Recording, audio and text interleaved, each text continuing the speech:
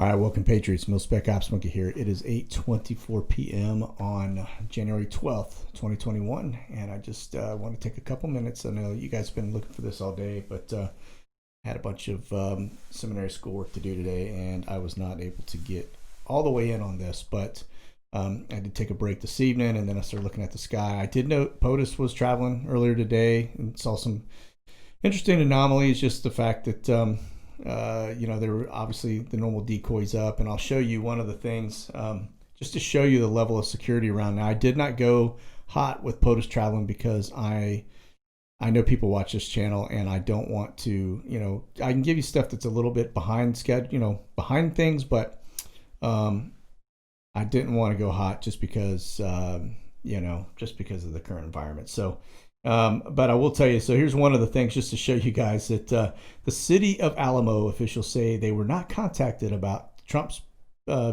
visit. And so no details hour before the president's arrival. So that just goes to show you they're keeping everything close to the vest on this. And so that's a good thing. All right. But one of the things I wanted to say was, there was a lot of people speculating that, it was the Alamo, it's Alamo City, not the Alamo in San Antonio. And so it was down here in McAllen, Texas, a little bit south, right on the border, down where the border wall is. Okay.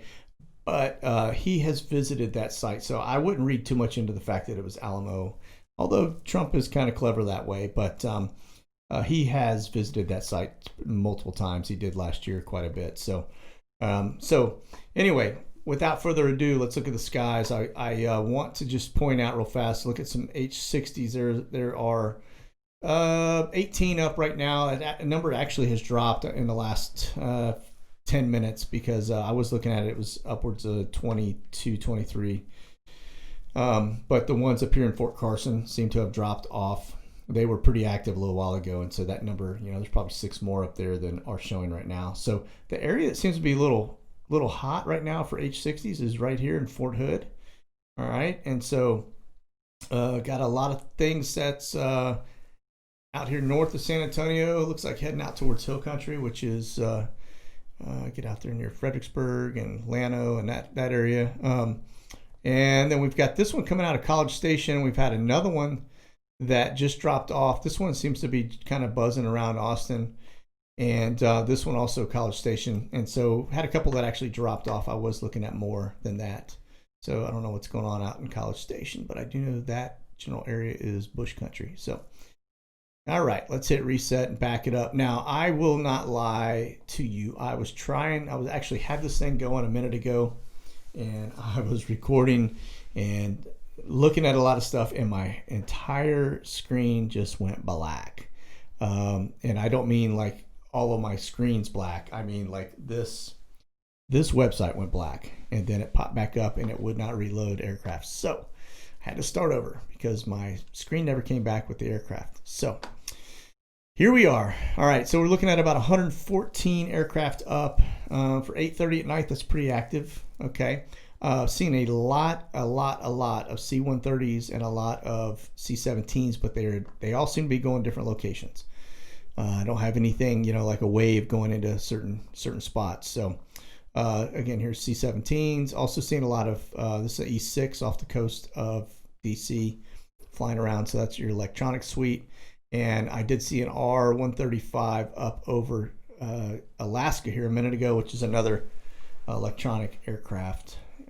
And so tanker out here over Middle East, over Saudi, that area. Here's another R-35. Now this R-35, if you guys remember me telling you, these things basically map the battlefield. So it can fly over and it can give you, gives ground troops basically everything that's on the field. So it knows how many tanks, how many trucks, how many everything, right? And so it's a pretty amazing aircraft, but it does a lot of airborne reconnaissance and surveillance. So, all right.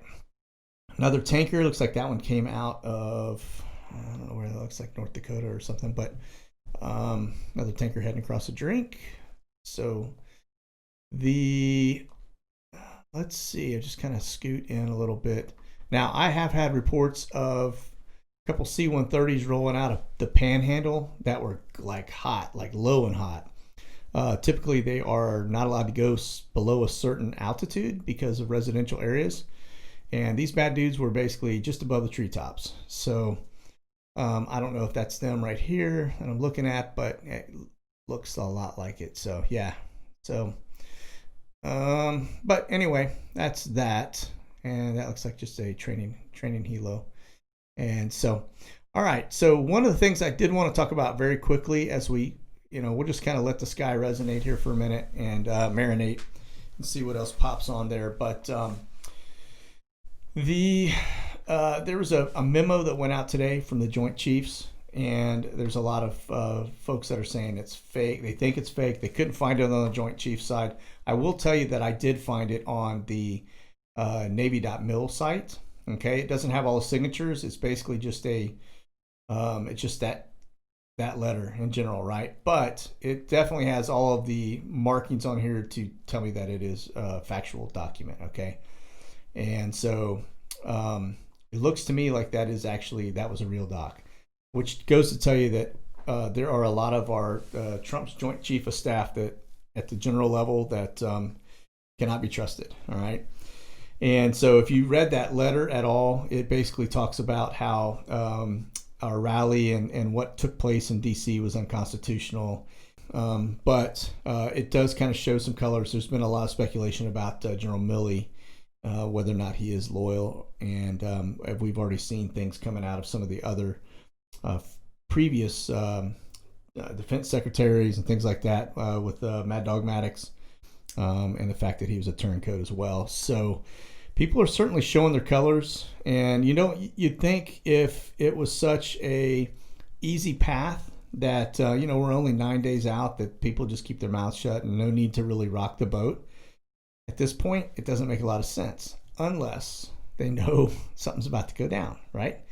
Okay, so that said, remember Trump put this together. This was in November, basically put together that Special Operations Command that reported directly to the acting defense secretary. Okay, why is that important? Well, that basically means, if you notice here, and let me just show you a couple things about that, all right? Notice he put out just a couple of days ago, this is December 10th, and it basically says it is providing an order of succession within the DOD, okay? So if you can't trust your Joint Chiefs, right, this tells you exactly who you can trust, who is going to do what, right? So if this guy goes down, then this is the next guy. It basically prevents anybody from stepping in and taking authority because, somebody goes down, all right? What you don't see in here and what I haven't seen are the Joint Chiefs. And so that typically is a good thing, right? And so you got to go pretty far down, designated survivor, I guess, so to speak, get way down here. But this, for the most part, this is pretty solid all the way up, I think. This guy right here, just so you guys know, he seems to be a pretty solid dude.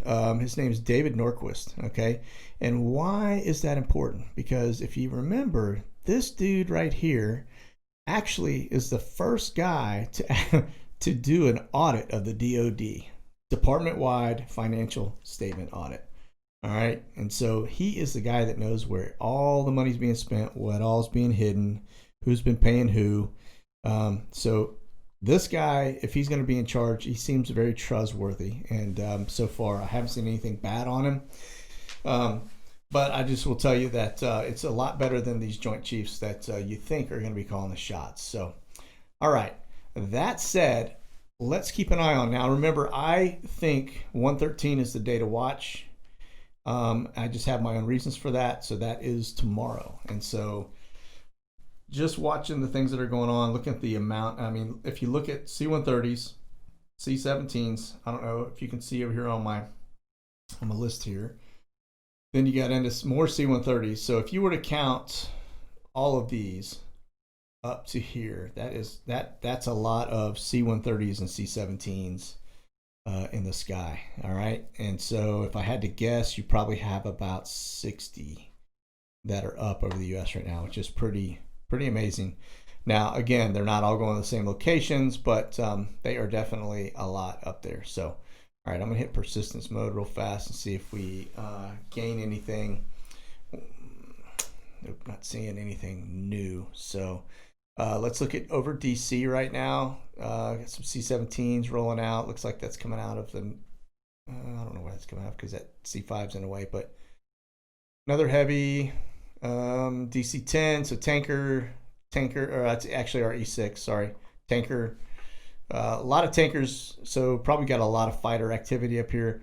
From the commercial standpoint, I don't see any kind of air traffic blocks or holds or ground holds or anything like that. So, but we will continue to keep our eye on this. I am really interested in what unfolds tomorrow. So let's look out here at Superman School. We'll just kind of get into this area and see what we got going on. We got Yuma, we got a lot of C-130s out in this area. Still got some tankers up and another C-130. Same thing, just kind of fighters. Those are tankers. So it look like they're actually that C-17 looks like it's getting some gas as we speak. All right, H-53 Sea Stallion, and got a little 91 knots, altitude 100 feet. That looks like a drone, and so that's probably out there doing some stuff. Probably got some of your SEALs out here doing some work, but that's pretty much for San Diego area. EC-45, so we got some stuff on the border. We got this little C-130 out here. Looks like he is starting to do a little bit of a search pattern. I'm not really sure, but that could just be, guys out doing some training. So, all right, so that's pretty much it. Like I said, 124. Turn this off and see down to 106. Took persistence off, but we'll keep our eye on it. This area seems to be hot. This Fort Carson seems to be getting pretty busy, and Jacksonville Naval Air Station also seems to be pretty active. A lot of C-130s and stuff in that area. Got a P-8 just coming. Looks like it's just coming in, but was out here probably talking to some subs. So that is Port Canaveral in that general area. So they may have been out there dropping a boom or something and doing some comms with some subs. And more tankers rolling through. So. All right, that's all I've got. I will keep you guys posted. Again, it looks to me like that joint staff looks to be legit. So that ought to tell you true colors. And so the next couple of days, gonna be hopping. So you guys be safe. God bless. Monkey out.